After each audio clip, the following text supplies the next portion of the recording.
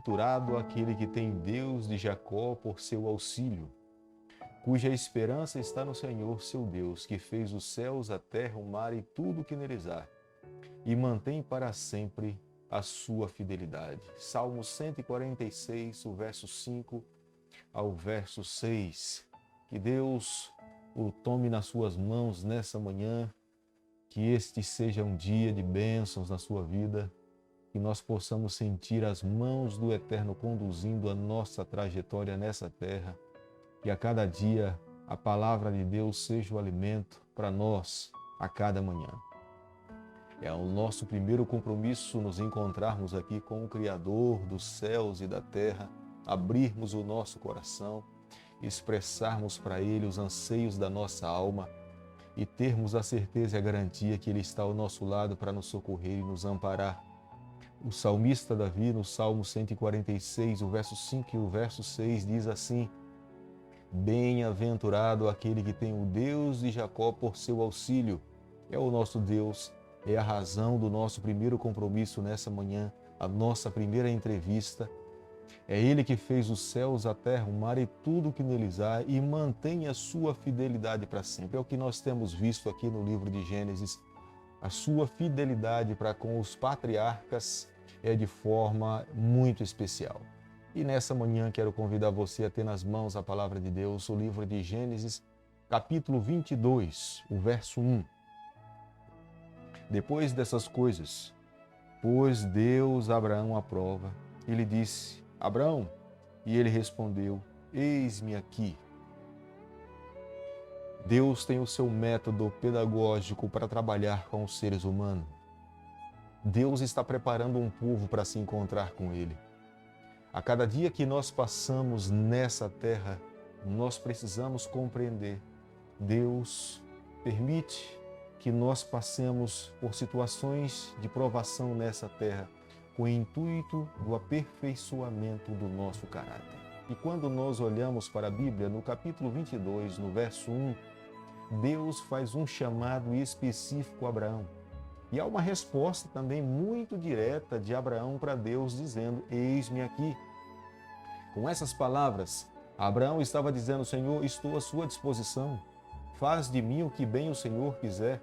Estou disposto a seguir os teus conselhos. Estou disposto a andar pela fé. E Deus, então, convida Abraão a fazer uma jornada para fazer um sacrifício. Só que o sacrifício que Abraão teria que fazer era oferecer para Deus o filho da promessa. Não era Ismael, o filho de Agar, mas era Isaque, o filho da promessa, o filho de Sara. Eu posso imaginar que para um coração de um pai, diante do chamado de Deus, seria a maior renúncia que um pai poderia fazer. Ele tem que oferecer o seu filho e sendo o único e ainda sendo o filho da promessa. Abraão, entendo que diante do convite de Deus, do chamado de Deus para essa atividade, Abraão estava ali renunciando completamente o seu eu. Estava deixando completamente o seu sentimento de lado. Estava deixando de lado todo o envolvimento emocional, físico e pessoal que tinha com o seu filho, para que pudesse seguir a vontade do Senhor. E Abraão vai então, mediante o convite de Deus, para o Monte Moriá, onde de fato Deus disse que deveria acontecer o sacrifício.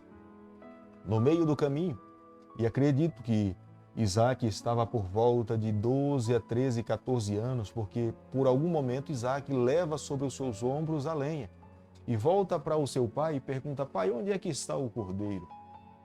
E Abraão se volta para Isaque e fala que Deus iria providenciar o cordeiro.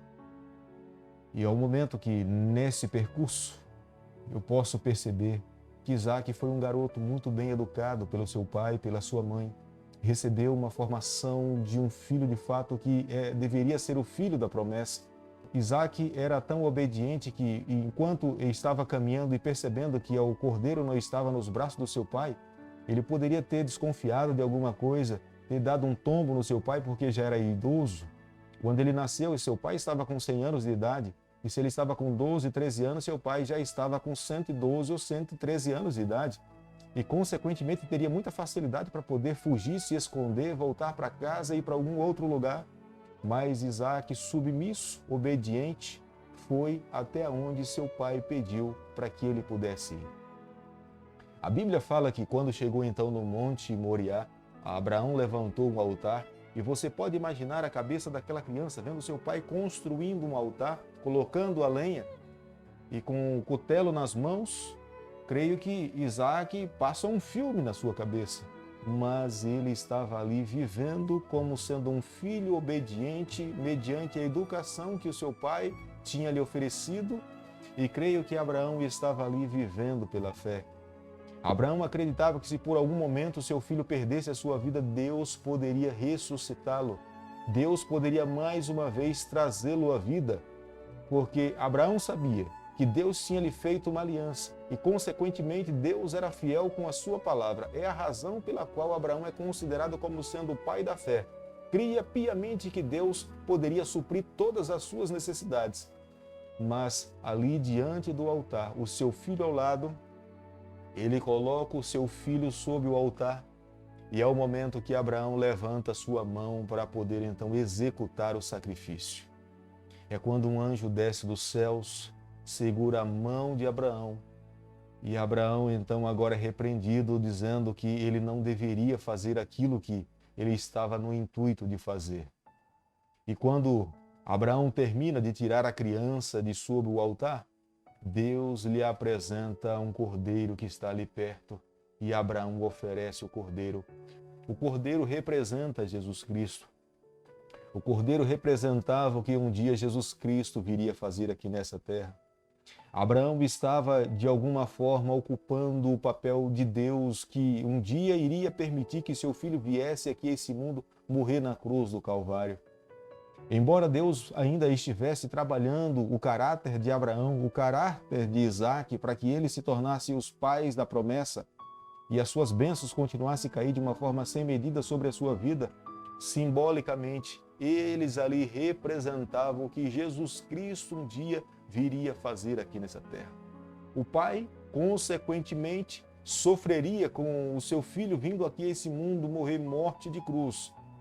Mas Jesus também expressava o seu caráter, a sua beleza, o seu amor para com a raça humana em se entregar sem possuir nenhum defeito, tendo o poder nas mãos para poder resolver os seus algozes.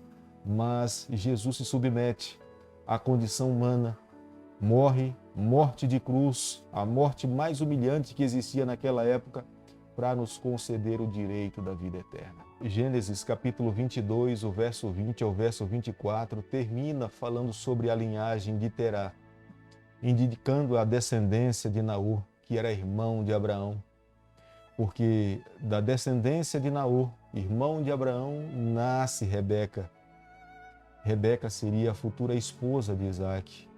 E dessa descendência Deus traria a sua nação, o seu povo, o povo pelo qual Deus nessa terra teria a responsabilidade de anunciar as verdades do Senhor. Seria o povo pelo qual Jesus Cristo viria morrer morte de cruz. Seria a nação pela qual iria anunciar as boas novas de salvação para todos os outros povos dessa terra. Seria a nação responsável de receber as bênçãos de Deus para abençoar outras pessoas. Entendo que as bênçãos de Deus estão mais relacionadas à salvação do que à riqueza. As bênçãos de Deus estão mais voltadas para entender o plano da vida eterna do que valores que eles colocariam nos seus cofres. Meu amigo, nessa manhã, ao olharmos para a palavra de Deus, eu tenho certeza de uma coisa, que cada um de nós que vivemos nos dias atuais, nós precisamos viver o tipo de renúncia que Abraão viveu um dia. Renunciar à nossa vontade, renunciar o nosso eu, deixar de lado a nossa vontade humana para seguirmos aquilo que Deus pede para que nós possamos seguir. Que nós possamos a cada dia viver uma vida de obediência ao que a palavra de Deus prescreve para cada um de nós. Entre viver o que esse mundo solicita para que nós possamos viver e o que está escrito na palavra do Senhor, que a cada dia nós possamos escolher seguir e fazer a vontade do Senhor. Temos nas mãos porque hoje nós fazemos parte do Israel espiritual. nós fazemos parte dessa nação. Nós somos chamados também a comunicar, a dizer ao mundo o que Jesus Cristo veio fazer aqui entre nós, no nosso meio. A morte que Cristo sofreu foi para nos redimir dos nossos pecados. A morte que Cristo sofreu, Ele também sofreu por todos os filhos que se encontram sobre a face da terra. E a mensagem continua: um dia Ele voltará aqui a essa terra para buscar os seus filhos, todos aqueles que se encontram nesse planeta Terra. E cada uma das pessoas que se encontram aqui precisam entender que Jesus Cristo um dia irá voltar para buscar o seu povo. Quero nessa manhã pedir a Deus que eu e você, nós possamos ser essa luz, ser esse testemunho vivo, para que o nome do Senhor possa ser levado até os confins da terra. Bondoso Deus e Pai, nas Tuas mãos nessa manhã nós nos colocamos. Nós queremos ser as Tuas mãos nessa terra. Fica conosco, abençoe a nossa vida, conduz a nossa caminhada. É o nosso pedido, é a nossa oração e nós fazemos em nome de Jesus. Que o Senhor te abençoe e te guarde. Que Ele faça resplandecer o seu rosto sobre você. Que Ele tenha misericórdia de você. Que nessa manhã Ele levante o seu rosto sobre a sua vida e conceda a sua paz em nome de Jesus.